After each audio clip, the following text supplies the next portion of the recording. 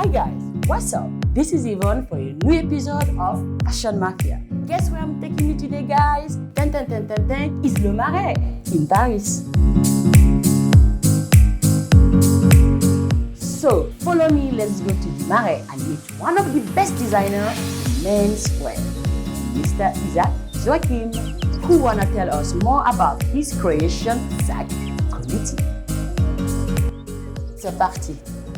So here we arrive at Marais. Don't go anywhere, follow me, let's go to Zach Committee shop and shop.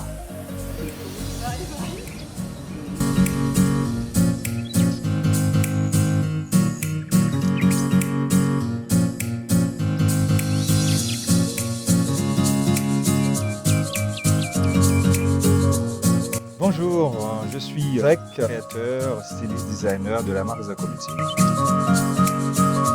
Voilà, c'est une marque pour hommes qui a été créée en 2006. J'ai commencé à designer dès le début. Ma mère était couturière dans un atelier de couture. Puis les vêtements, c'était un moyen également donc, de communiquer. Là, un an plus tard, un groupe d'amis, on était 4, on a créé une ligne de vêtements dans le milieu du sportswear. 2-3 ans plus tard, j'ai trouvé que c'était pas mon style, même si j'étais footballeur, et je trouvais que c'était pas mon style. J'ai dû quitter cette ligne de vêtements qui existe encore, qui s'appelle Unity Generation, et pour lancer ma propre ligne, du tailoring, des costumes, des vestes, c'est ce qui me parle le plus, c'est ce que je porte. Voilà, la petite histoire, ça a commencé par là, ma mère couturière et moi par la suite, par, je dirais donc, l'amour pour la mode.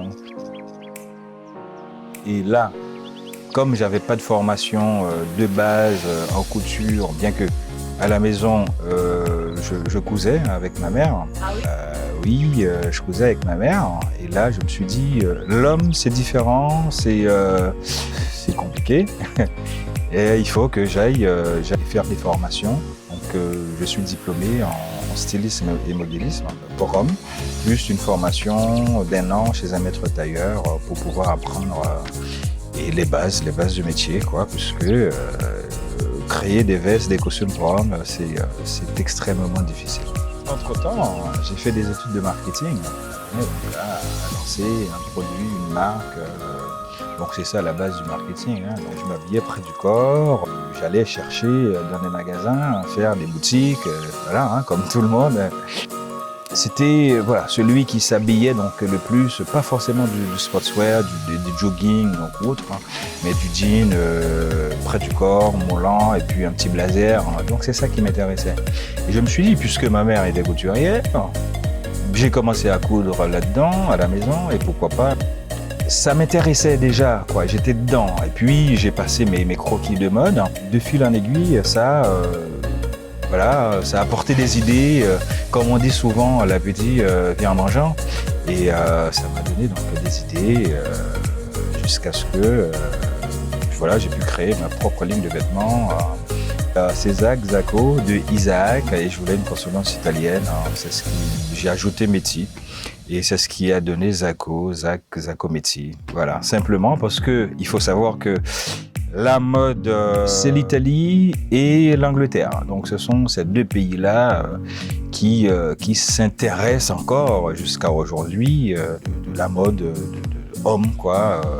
En Italie, on a les Brioni, les classiques, les hommes qui consomment que des costumes, quoi, tous les jours, même s'il fait chaud, on les voit en costume. Et puis l'Angleterre, c'est un peu plus voyant, avec beaucoup de motifs, beaucoup de couleurs, donc ils s'habillent, et super bien aussi.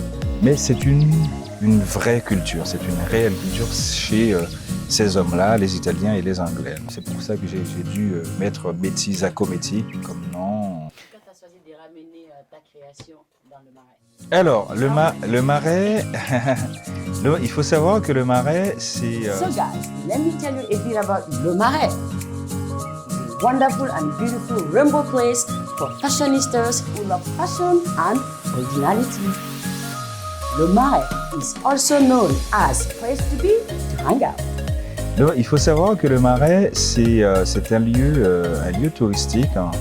C'est un lieu qui est chargé d'histoire. Je suis arrivé comme ça par hasard. Mais bon, comme on dit, il n'y a pas de hasard dans la vie. C'est un lieu magnifique que j'affectionne énormément.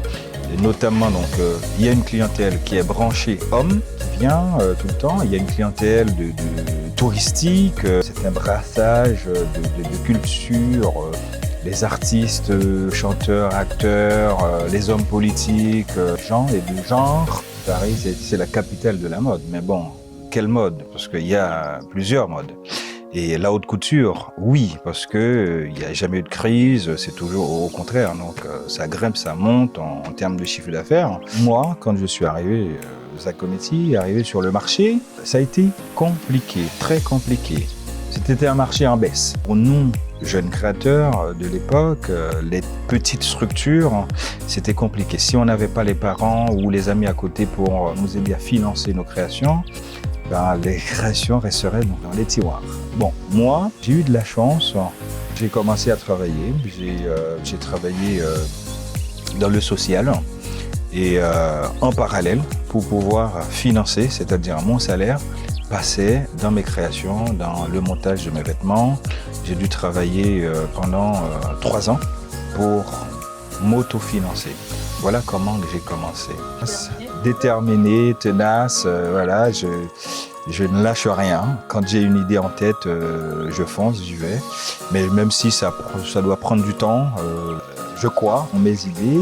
Et donc, pendant 3 ans, j'ai dû travailler à côté pour pouvoir me financer.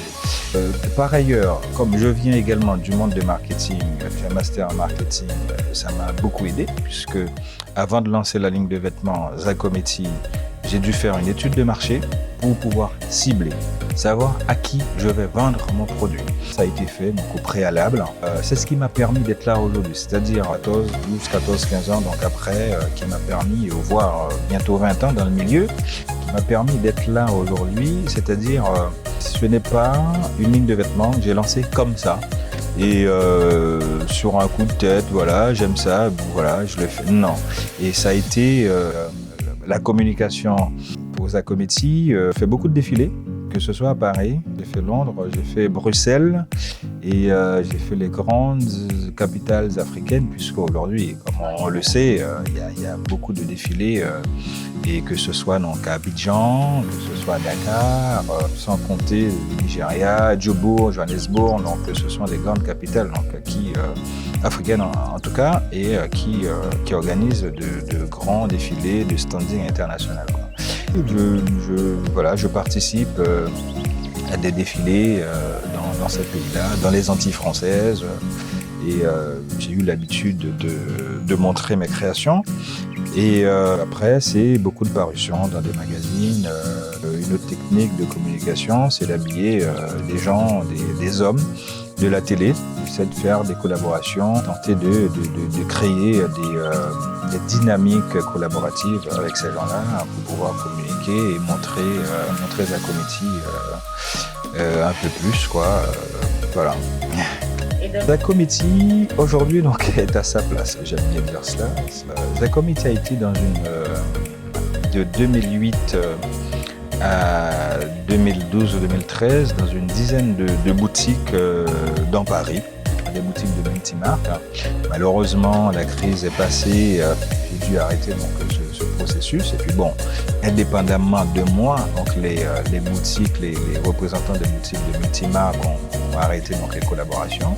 De la mode dans le bassin parisien, donc, il faut créer des synergies, des collaborations donc, avec pas mal de monde. Donc, Zacometti est dans cette phase-là, phase de développement. Au niveau des produits, retravailler les matières, bon, il n'y a que... J'utilise toujours des matières qui viennent de la haute couture ou bien des matières de haut de gamme pour les costumes, pour les blazers. Et donc, dans cette phase-là, c'est de pouvoir relancer la démarche de distribution donc à travers la France à l'international. C'est de vendre Zacometti un peu partout. Donc, c'est de montrer Zacometti un peu partout donc, dans le monde. Tous mes vêtements, tous mes costumes, tous mes blazers, toutes mes vestes, chemises, pantalons sont faits ici. Et à Paris, pour ne pas dire en France, à Paris. Également 2 personnes qui travaillent de manière active, donc avec moi. Et donc, ce sont des petites structures. Et c'est vraiment du fait main, mais vraiment du fait main professionnel. Je n'ai rien à envier aux grandes marques dans le milieu de vêtements, luxe ou pas. Ce sont les mêmes finitions, les mêmes matières premières et tout est fait, mais vraiment de manière artisanale ici à Paris.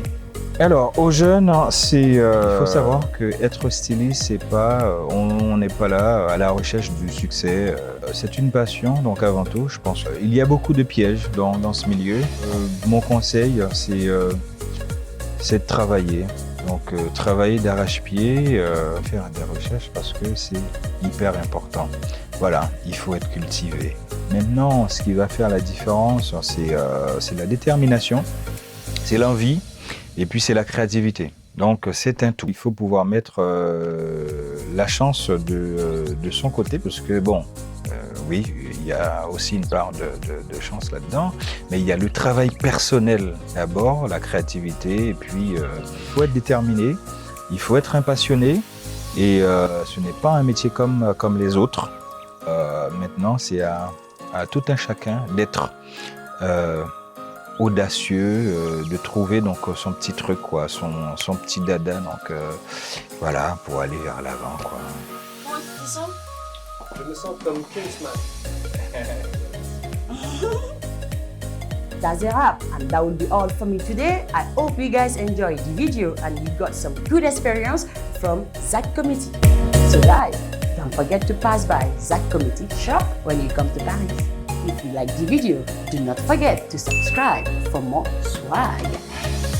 Merci Zach, c'était Merci, top. Jacques. On a passé un super bon Bon moment. moment et à